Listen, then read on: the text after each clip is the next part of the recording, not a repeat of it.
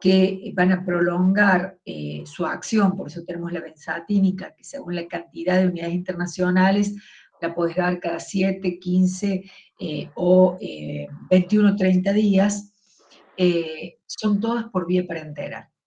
Con otro aspecto, además del riesgo que implica la vía parenteral para este fármaco que ocupa el número 1 en el ranking de fármacos que desencadenan reacciones alérgicas y que cuando son introducidos por vía parenteral te pueden provocar hola Silvita, un shock anafiláctico, no son activas frente a gérmenes anaerobios, tienen un espectro muy reducido, por lo cual no son útiles en el control de las infecciones odontogénicas habituales.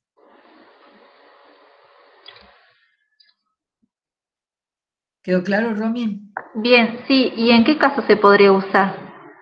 O directamente... Nosotros no las recomendamos. Yo en lo personal, si vos te acordás la diapositiva que mostramos la clase pasada, además de provocar lesiones neurotóxicas que a veces llevan a gangrena con amputación de los miembros inferiores, puede estar el riesgo enorme de la reacción alérgica.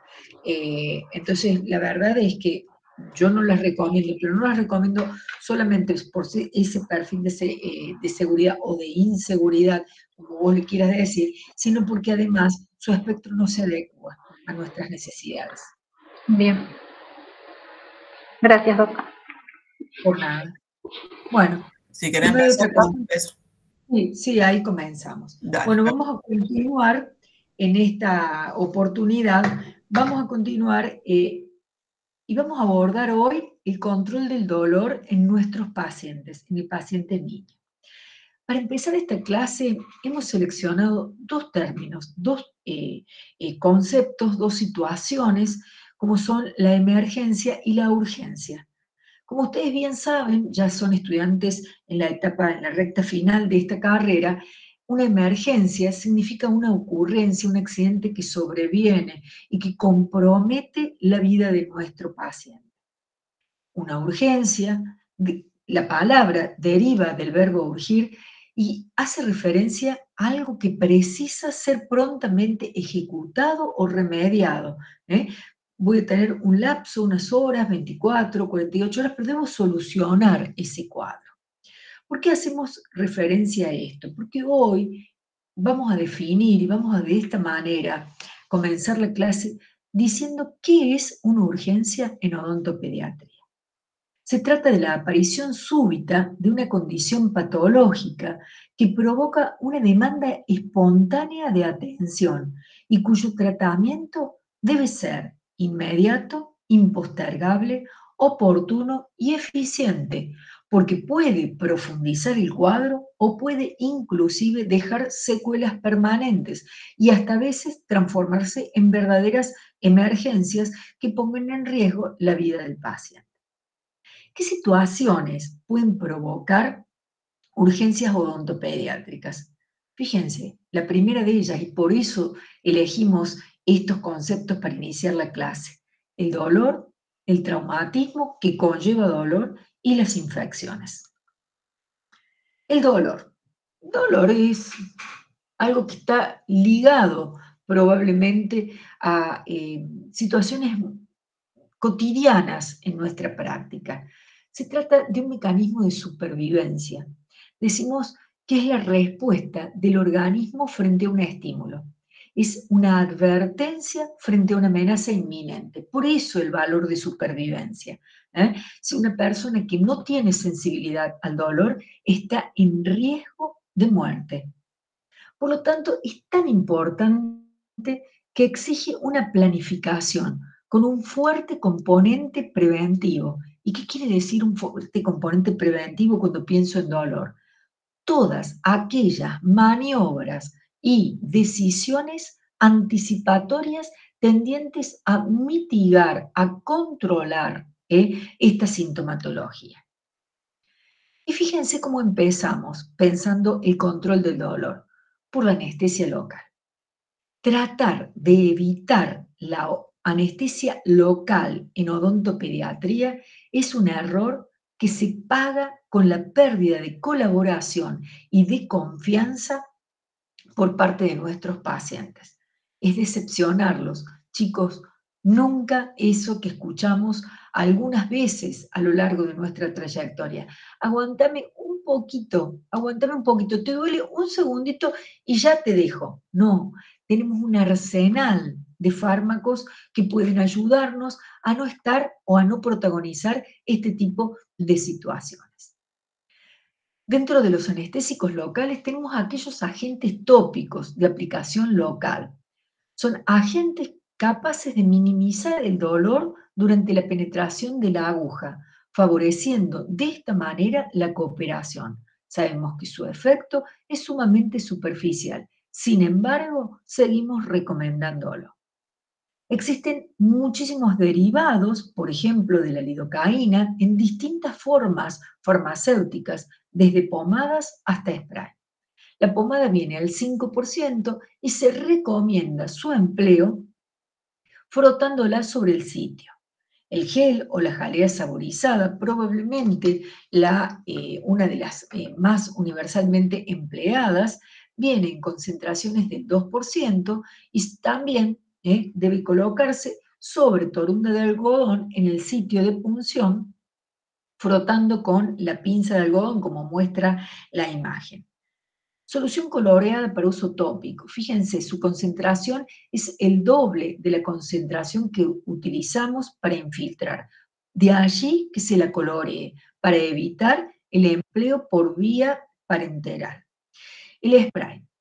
Si comparamos la concentración del spray con las otras formas farmacéuticas de anestésicos locales tópicos disponibles en el mercado comercial, vemos que esta concentración del 10% supera ampliamente las demás presentaciones.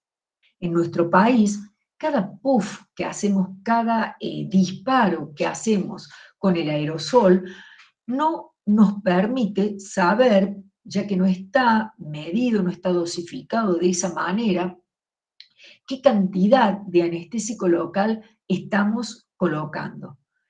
Esto puede coincidir en muchas situaciones con un suspiro, una inspiración, un momento de descontrol por parte del niño e ingresar a través de la vía respiratoria provocando accidentes de sobredosificación, razón por la cual recomendamos realizar el puff sobre torunda de algodón y llevarla al sitio de punción.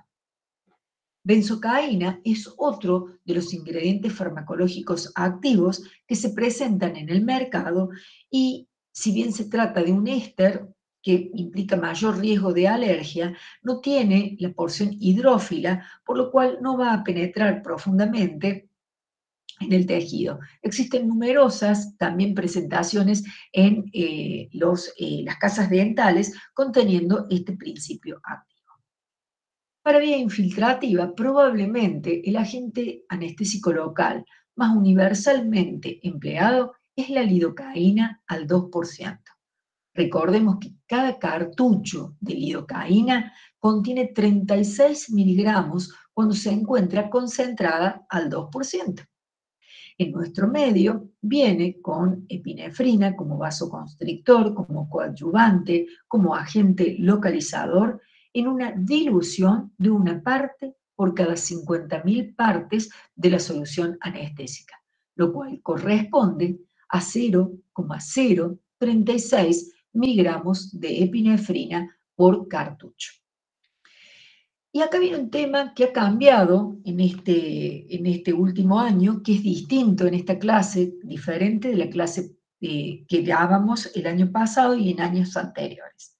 Nosotros cuando hablábamos de la dosis pediátrica de lidocaína, hacemos referencia a una dosis ponderal. ¿Qué quiere decir una dosis ponderal, chicos?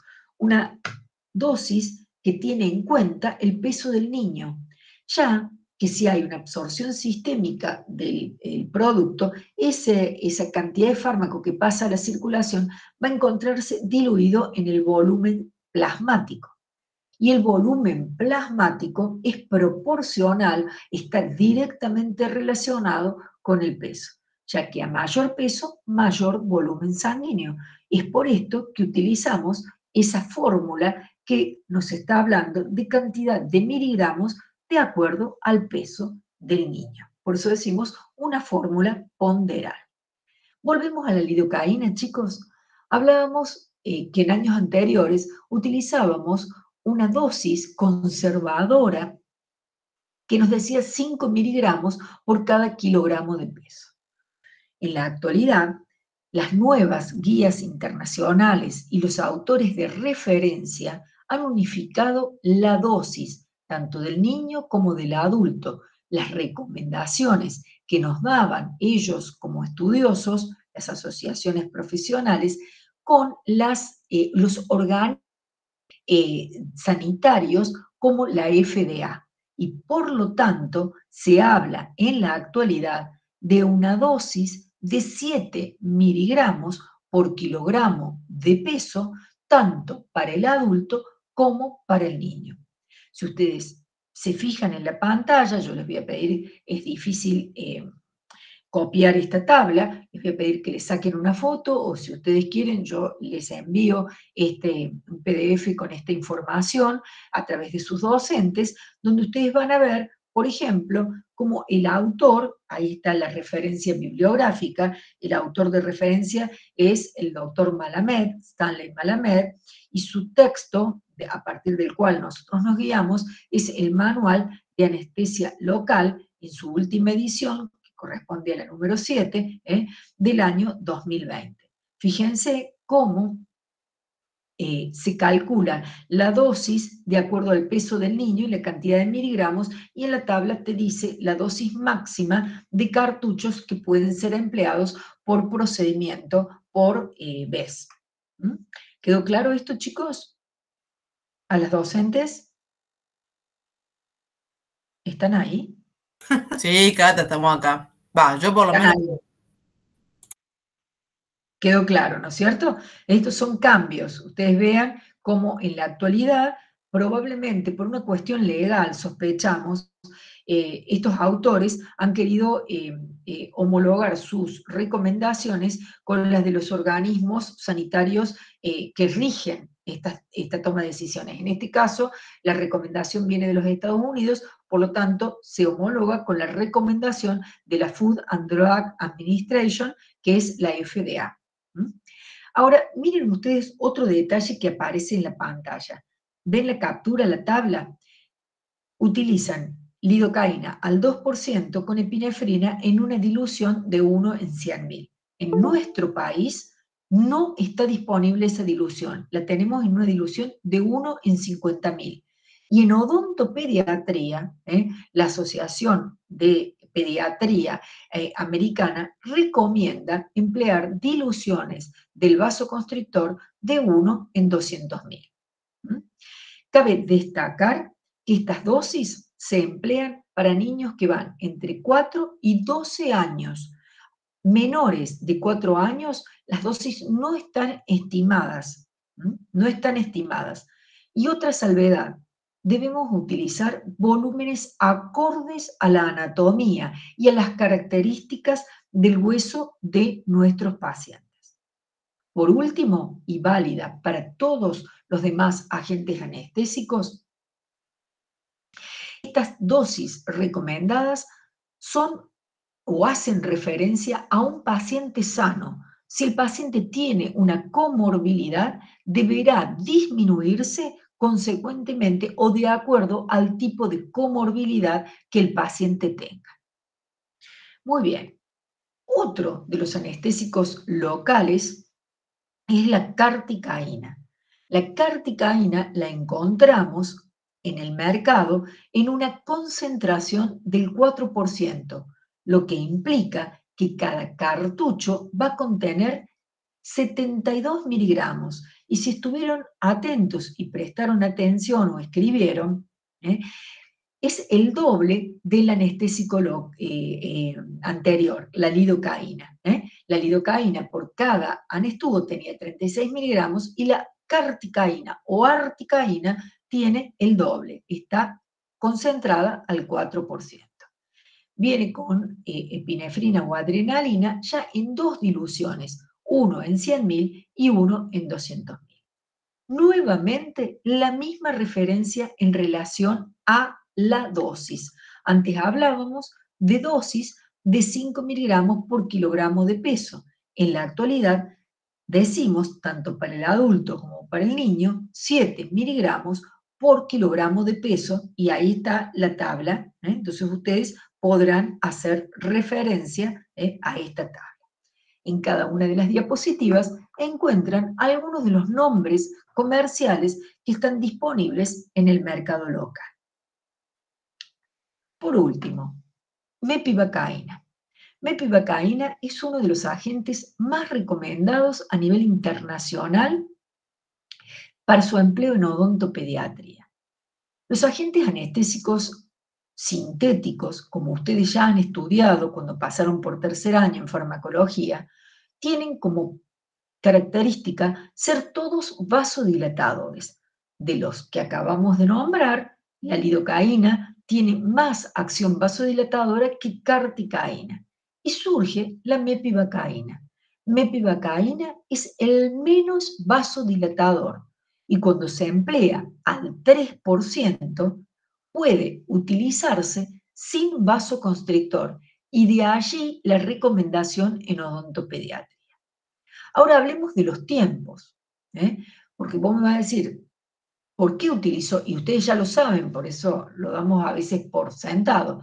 ¿Por qué utilizo el vasoconstrictor como coadyuvante? Porque además de darme el campo blanco, de controlar microhemorragias, va a localizar el anestésico manteniéndolo por más tiempo en el lugar de trabajo, en el lugar que yo requiero el efecto anestésico. Mepivacaína al 3% me va a dar un tiempo de 20 minutos a 40 minutos de acuerdo a la técnica anestésica empleada, y se recomienda especialmente en técnicas de un solo cuadrante en odontopediatría. Si ustedes van a realizar procedimientos que involucren más de un cuadrante de la boca del niño, ahí sí recomendamos emplear agentes anestésicos locales con vasoconstrictor y respetar las dosis de la tabla que les hemos suministrado. Mepivacaína se utiliza en dosis de 6.6 miligramos por kilogramo de peso. Ahí les dejo la tabla, hagan captura de pantalla o se las voy a facilitar a través de sus docentes. ¿Estamos? Muy bien. Los vasoconstrictores. El empleo del vasoconstrictor en odontopediatría implica un mecanismo de seguridad. Y lo decimos con absoluta convicción. A veces nos encontramos con niños con patologías y solicitamos la opinión del médico tratante, la valoración del médico tratante, y entre sus recomendaciones nos dice anestesia sin vasoconstrictor. Y muchísimas veces algunos de los procedimientos que nosotros tenemos que hacer, sabemos que sin el vasoconstrictor la acción va a ser fugaz. Hay procedimientos que son más largos, hay niños con peor conducta que otros. Por lo tanto, lo que tenemos que hacer es conocer todas sus propiedades, conocer sus diluciones y utilizarlos en consecuencia. El anestésico local agregado a un vasoconstrictor, el vasoconstrictor disminuye la absorción, aumenta la potencia del agente anestésico, reduce la cantidad de anestésico que yo requiero para el procedimiento y, consecuentemente, el sangrado.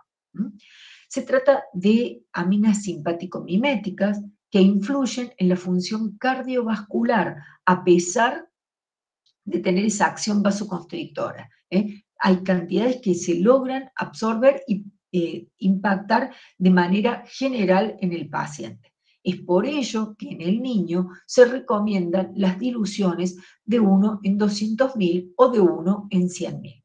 Las de 1 en 50.000 pueden ser riesgosas tanto a nivel sistémico como a nivel local. ¿Cuáles son las complicaciones más frecuentes de los anestésicos locales?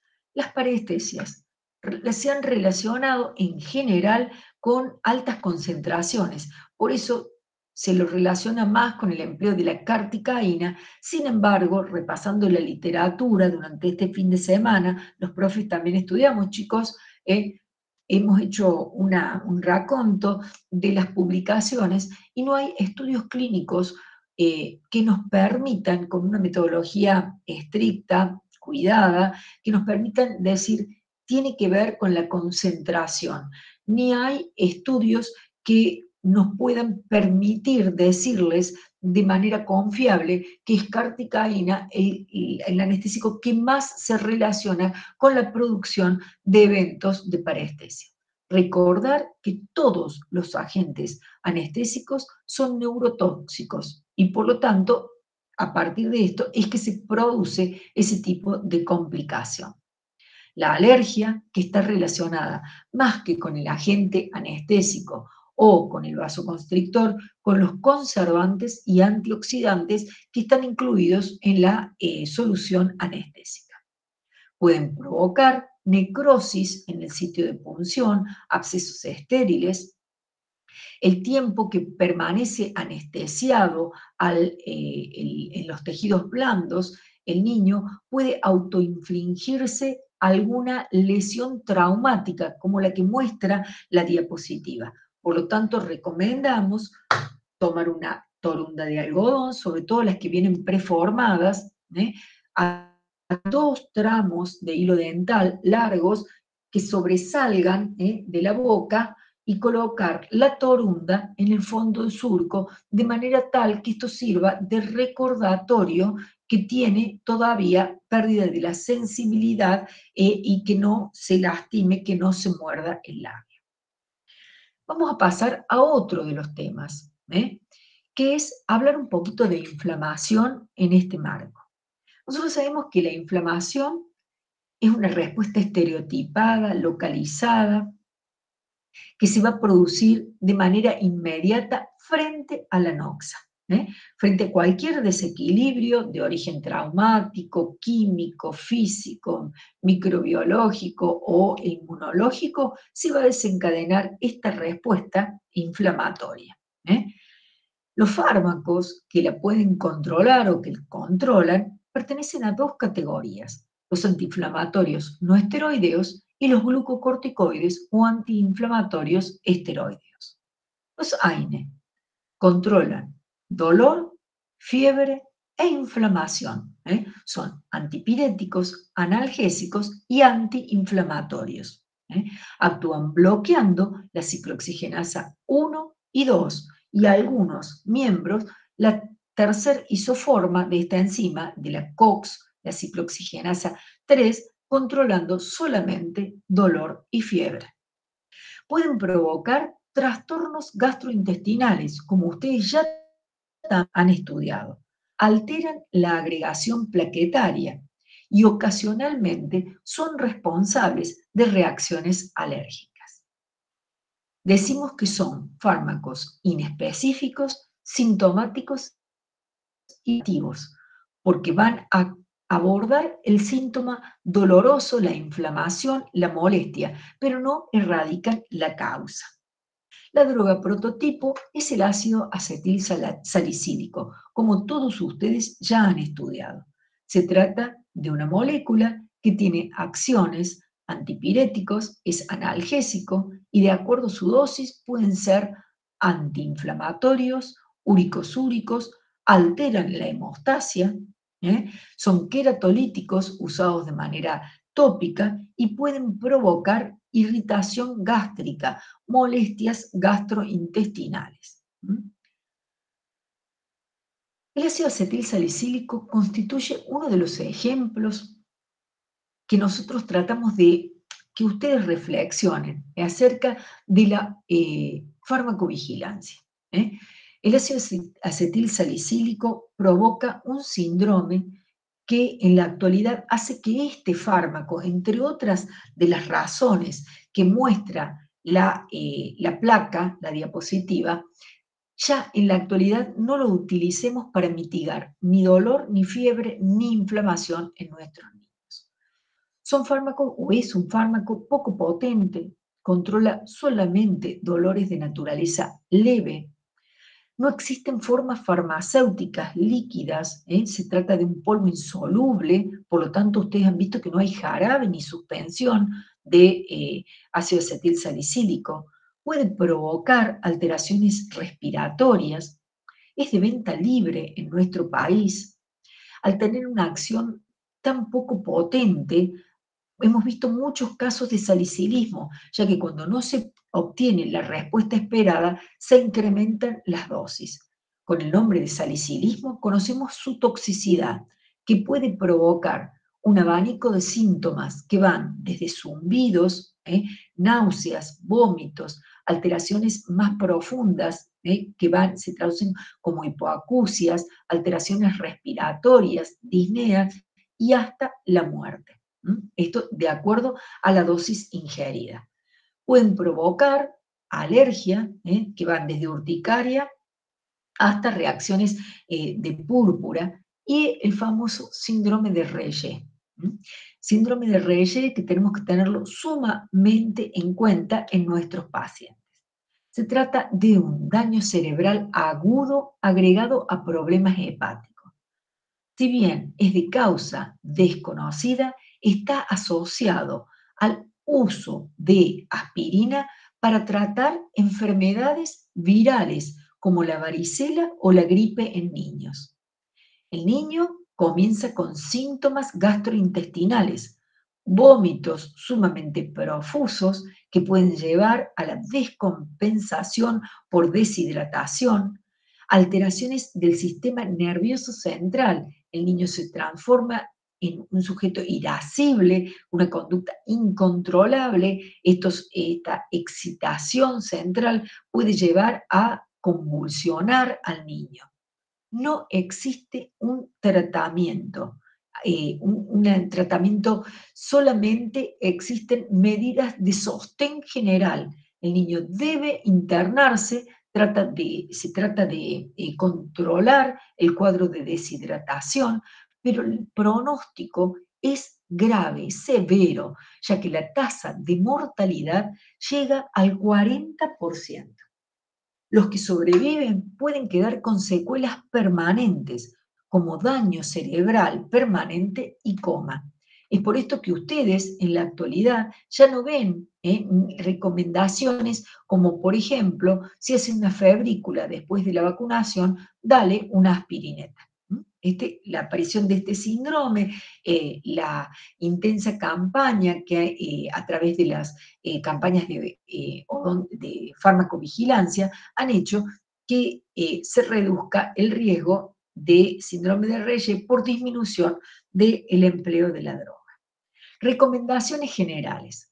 No suministrar aspirina a niños a menos que esté indicado por el médico. Preguntarle al papá si se la voy a indicar, si el niño padece de resfriados o fiebre, si ha recibido alguna vacuna. Recordemos que existen vacunas a virus atenuado, como la vacuna de la varicela o de la gripe, hace poco. Entonces, eso puede generar el síndrome de Reye. Y reducir, si está tomando aspirina, si está tomando ácido acetilsalicílico, la posibilidad de contraer enfermedades virales como la gripe o la varicela. Bueno, acá ven el recetario, la dosis es de 10 miligramos por kilogramo por dosis, o sea, un niño que pesa 15 kilos, 15 por 10, 150 miligramos cada 6 horas. Fíjense la dosificación de los comprimidos. No me permiten, al no existir una forma farmacéutica líquida, adecuar coherentemente a la fórmula ponderal la cantidad al peso del niño. Por lo tanto, el ácido acetilsalicílico le ponemos un signo de no uso. Ibuprofeno.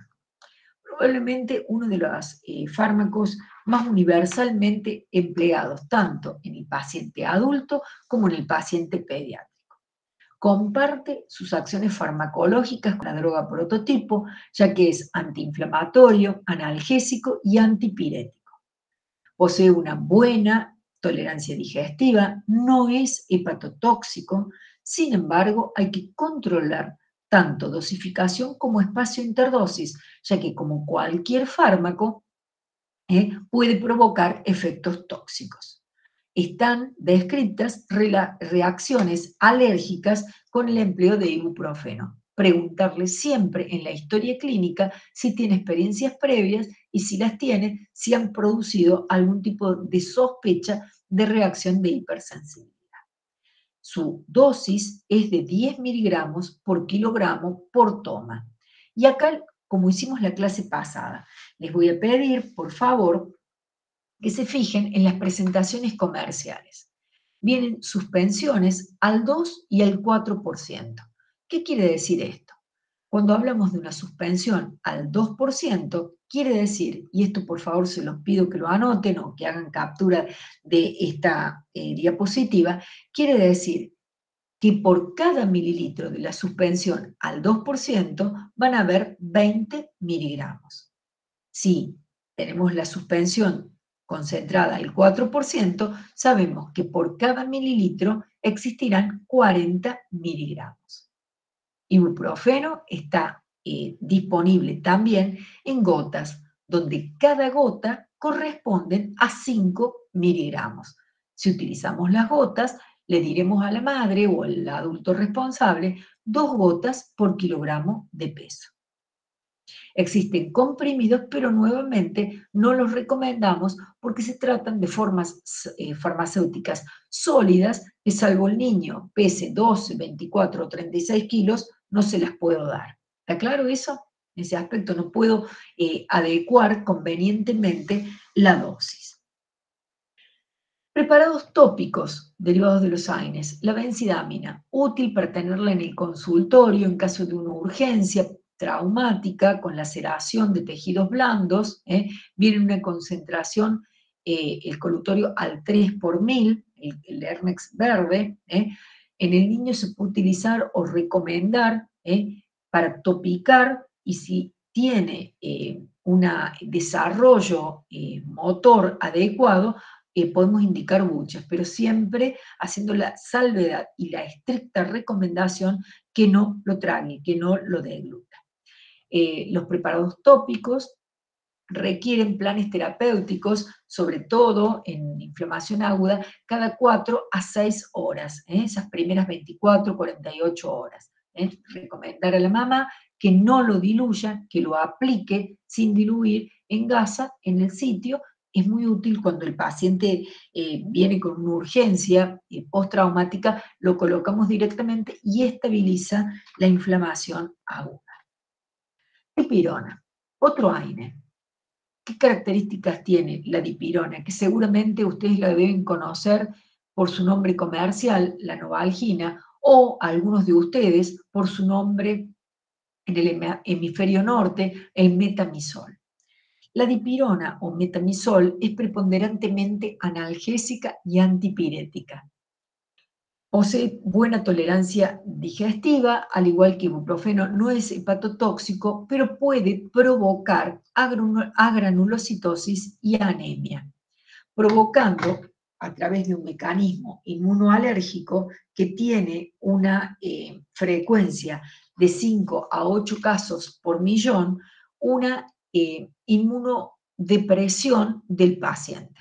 Entonces, este es el motivo por el que la dipirona estuvo prohibida en el hemisferio norte hasta hace algunas décadas, y en nuestro país, si bien no se prohibió, estaba reglamentado su venta bajo receta. Para que se produzca un inmunocompromiso con el empleo de la dipirona, la frecuencia y la dosis deben ser altas. Por lo tanto, la recomendación es controlar tanto la cantidad, la dosificación, como el espacio interdosis. También hay descritas reacciones alérgicas asociadas al empleo de dipirona. La dosis es de 10 miligramos por kilogramo por toma y el espacio interdosis cada 6 a 8 horas. Todos los AINES deben utilizarse a dosis fija, esto es, cada 6 o cada 8 horas, no cuando existe el dolor, sino a pauta de 3 a 5 días. No exceder la duración del tratamiento a más de 5 días. Revisar diagnóstico, pronóstico y plan de tratamiento si fuera necesario prolongarlo. ¿Cómo viene la presentación comercial disponible? En jarabes, donde cada 5 mililitros corresponden a 250 miligramos de dipirona, o gotas, en el caso de las gotas, cada 15 gotas hay 250 miligramos. Paracetamol. Temazo, el paracetamol. Lo vemos todos los días en los medios masivos de comunicación, con campañas estridentes, sobre todo dirigidas a los adultos, muy efectivas, muy bien pensadas, donde no se da el 100% de la información. Paracetamol útil para el control del dolor y la fiebre. Y como decíamos hace unos minutos, es capaz de controlar o de bloquear, mejor dicho, vamos a utilizar esa palabra, la ciclooxigenasa 3, la que tiene localización central. Por eso controla solamente dolor y fiebre. Y esto les pido por favor, anótenlo grandote, no es antiinflamatorio. No es antiinflamatorio.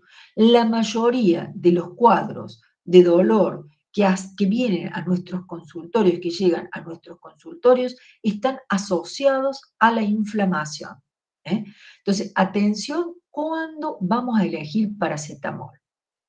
Cabe destacar que por tener ese mecanismo de acción, bloqueo de la COX-3, no prolonga tiempo de sangría ni provocan alteraciones plaquetarias. Si bien es muy bien tolerado a nivel gastrointestinal, raramente provoca alergia, en dosis altas es hepatotóxico y nefrotóxico, pudiendo provocar cuadros fulminantes que producen la muerte del paciente. Les voy a contar algo, chicos. Durante la pandemia, ustedes recuerdan que se nos recomendaba el aislamiento, disminuyeron las asistencias a los consultorios médicos y ¿qué hacían las mamás cuando el niño tenía fiebre? Le daban un antifebril, en muchos casos el paracetamol. Hubo un incremento del número de intoxicaciones debidas al empleo de dosis altas de paracetamol.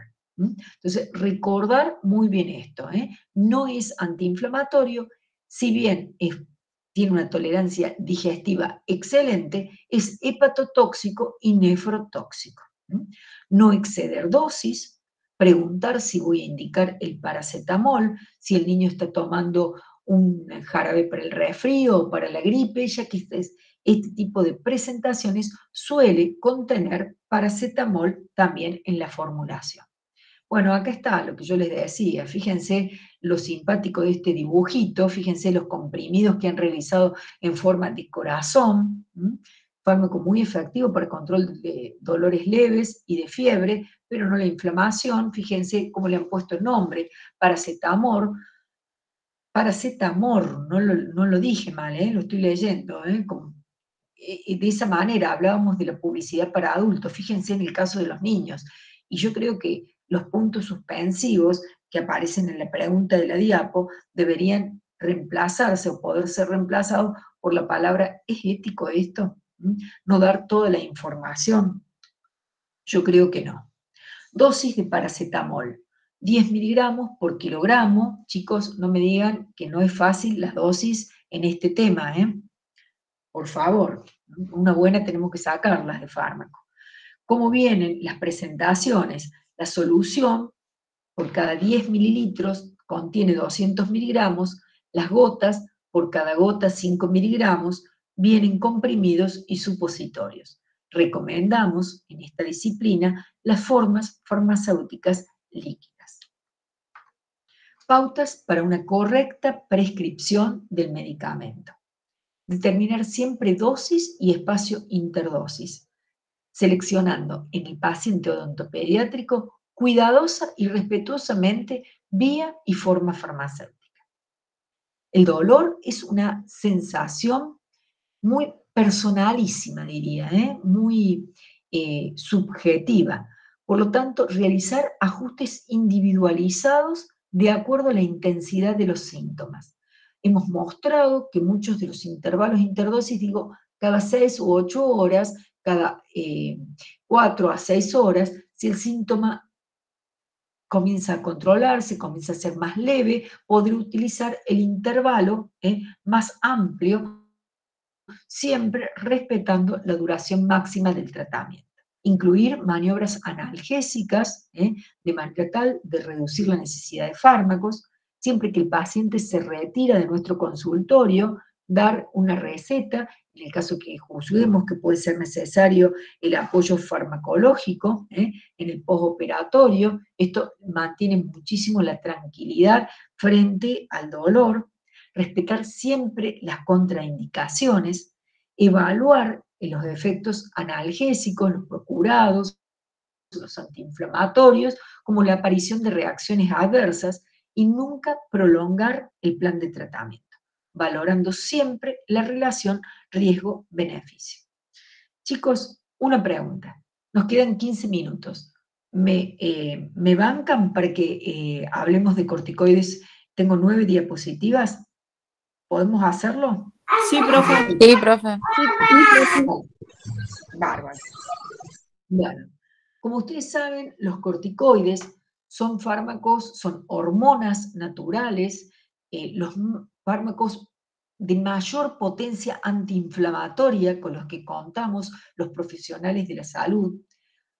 Suprimen la respuesta inflamatoria de los tejidos de origen mesenquimáticos, de los tejidos conectivos, pueden controlar tanto procesos agudos a partir de la disminución de la vasodilatación, la exudación, la infiltración leucocitaria, esto es el componente vascular, el componente celular y los mediadores químicos que participan en la reacción inflamatoria, como en los procesos crónicos son capaces de destruir la fibrosis, el granuloma que se forma, o decimos nosotros, clásicamente tienen un efecto mordiente. En odontología los indicamos en el tratamiento de la inflamación aguda y crónica, como preventivos, si yo preveo un trauma importante, en el tratamiento de afecciones locales y frente a emergencias como el shock alérgico o una complicación intraoperatoria. Nosotros sabemos que los corticoides, por tratarse de hormonas naturales, impactan en numerosos sistemas orgánicos y metabolismos. Son hiperglucemiantes, por eso tienen una contraindicación absoluta en diabéticos, tienen una acción supresora del moco gástrico y además incrementan la liberación, la cantidad de ácidos gástricos, y por eso pueden ser ulcogénicos, están contraindicados de forma absoluta en el paciente ulceroso. Disminuyen el número de células blancas, comprometiendo la inmunidad del paciente, entonces están absolutamente contraindicados en pacientes inmunodeprimidos o inmunocomprometidos. Pueden provocar, a partir de esa acción sobre la inflamación crónica, reagudizaciones de virosis o enfermedades bacterianas como la tuberculosis o la lepra. Y tienen contraindicaciones relativas que van a depender del estado general del paciente al momento de la atención. En la embarazada, si la embarazada está compensada, si no ha tenido problemas durante ese embarazo o embarazos anteriores, vía libre se prefiere utilizar un corticoide 48 horas que 5 días un antiinflamatorio no esteroideo. En el tenso. Recuerden ustedes que los corticoides tienen ciertas acciones mineralocorticoides que impactan sobre el control de la hipertensión arterial. Pueden provocar alteraciones del sistema nervioso central, cambios en la conducta, sobre todo en pacientes susceptibles, y aparece una contraindicación relativa que nos interesa particularmente. En los niños. ¿Qué pasa con los corticoides en los niños? En los niños, los corticoides pueden alterar el estado de ánimo. Más de una vez nos ha pasado en el consultorio, es decir, le das un corticoide porque tiene una inflamación muy intensa, por favor, doctora, no me le des esto porque me lo vuelve loco. Por su acción antiinflamatoria, los corticoides pueden a veces enmascarar infecciones crónicas latentes. Entonces, atención con esto, sobre todo si el niño viene premedicado o si lo está empleando para el control de alguna patología sistémica. Los corticoides en altas dosis pueden alterar el ritmo normal de crecimiento. Tienen influencia sobre los factores de crecimiento, el factor de crecimiento dependiente de insulina y el factor de crecimiento transformante beta. Entonces, atención con esto, pueden afectar el crecimiento de los huesos largos, pero también afectar la matriz orgánica del hueso. Además, comprometen la calcificación, ya que disminuyen la absorción intestinal de calcio y favorecen la eliminación renal del calcio. Pero además, como si todas estas acciones fueran pocas, provocan catabolismo proteico. Entonces, atención con planes prolongados en el niño en crecimiento o el niño descompensado. Reducen la actividad y llegada de células como fagocitos, neutrófagos y macrófagos en procesos inflamatorios. Suprimen la respuesta y funciones de células inmunitarias. Y esto es lo que justifica la potente acción inmunosupresora de este grupo. Pero acá viene una respuesta que nos interesa. El riesgo que se produzcan estas acciones que hemos enumerado depende tanto de la dosis, pero fundamentalmente, chicos, subrayemos esa palabra, de la duración del plan de tratamiento. Por eso, las bases de la terapéutica con corticoides en odontología son las siguientes. Seleccionar el preparado adecuado de acuerdo a la necesidad antiinflamatoria. Los más potentes el menor tiempo posible.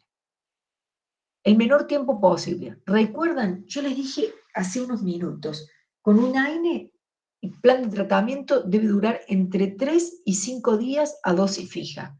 Si los corticoides son más potentes, pues podrán durar de 48 a 72 horas, no más de 3 días.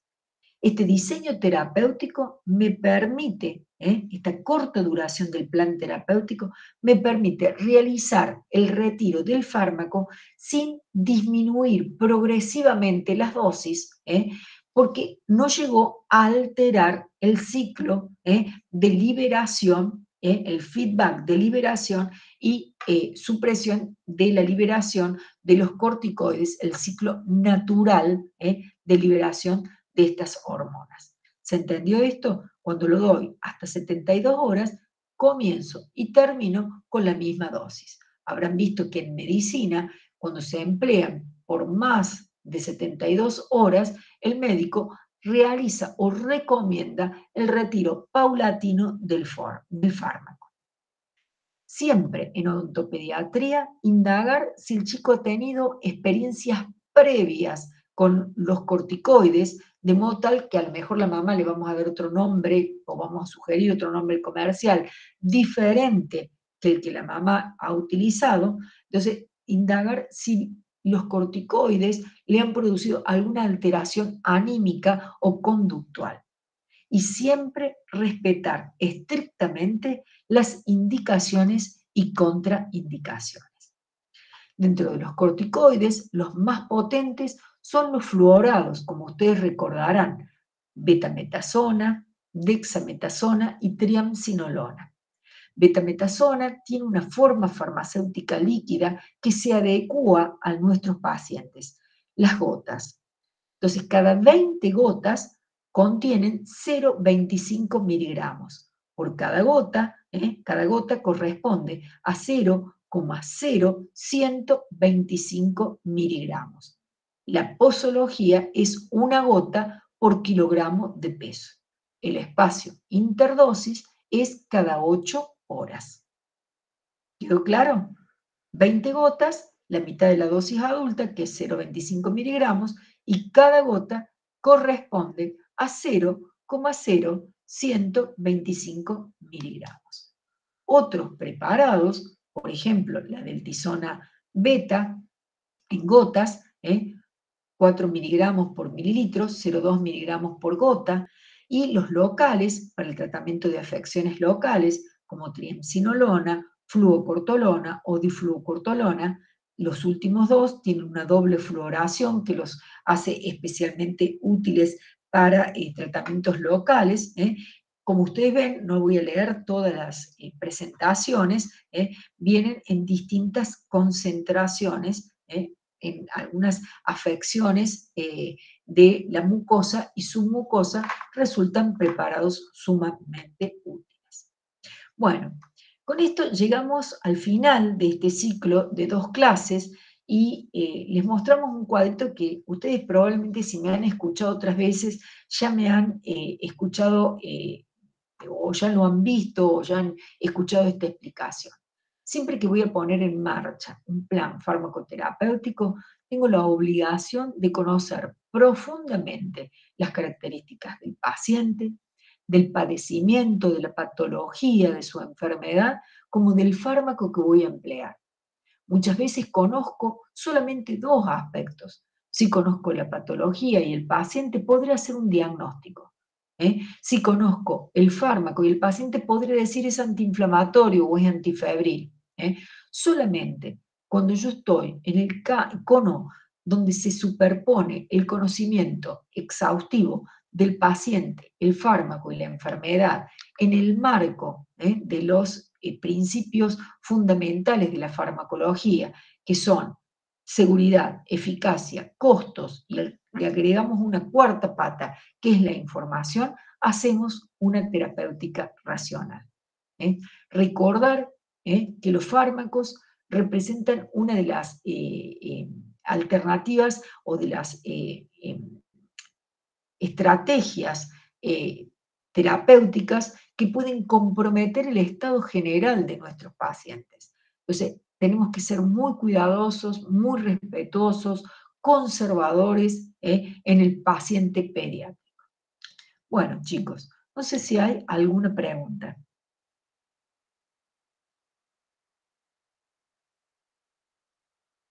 No, profe, se entendió todo. ¿Quedó claro o quedó ampliamente confuso? No sé cómo andamos. Bueno, si no hay preguntas, me gustaría agradecerles a todos ustedes la presencia, probablemente cómo buscar en el Vademecum online, se los dije a los profesores para que lo puedan subir al aula virtual. Yo les quiero agradecer, me pongo a disposición de ustedes frente a cualquier duda que ustedes tengan. Recuerden que para nosotros los profes, ustedes son como, de alguna forma, hijos nuestros y van a ser nuestros alumnos toda la vida. Así que frente a cualquier necesidad, yo les he dejado en todas las diapositivas mis redes sociales, mi correo electrónico en la universidad, y será un placer poder ayudarlos. Les deseo el mayor de los éxitos profesionales en esta etapa que ustedes van a conseguir, si Dios quiere, en poquitos meses.